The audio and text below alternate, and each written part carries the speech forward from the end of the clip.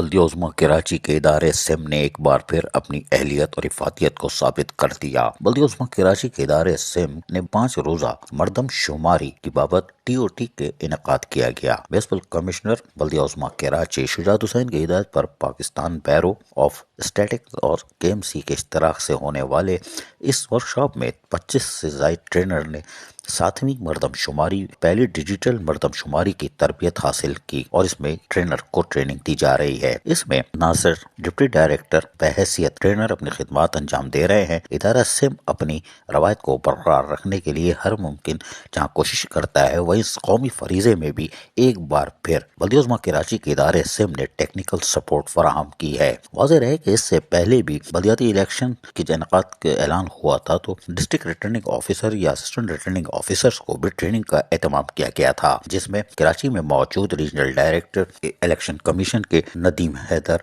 خود تشریف لائے تھے اور انہوں نے بھی اسناد فراہم کی تھیں۔ یقینی طور پر سم اپنی کوششیں جاری رکھتا ہے اور کوشش کرتا ہے کہ بلدیہ عظمیٰ کراچی جس کی تاریخی اہمیت حیثیت ہے اس کو اجاگر کیا جا سکے، اور مردم شماری کے حوالے سے یہ ورکشاپ یقیناً بلدیہ عظمیٰ کراچی کی ایک اور تاریخ کے اوراق میں اضافہ کا باعث بنے گا۔ عزیز عارف، KBS بلدیاتی نیوز کراچی۔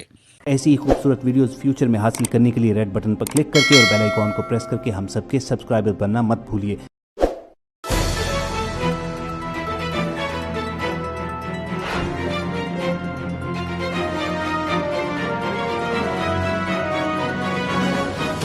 KBS بلدیاتی نیوز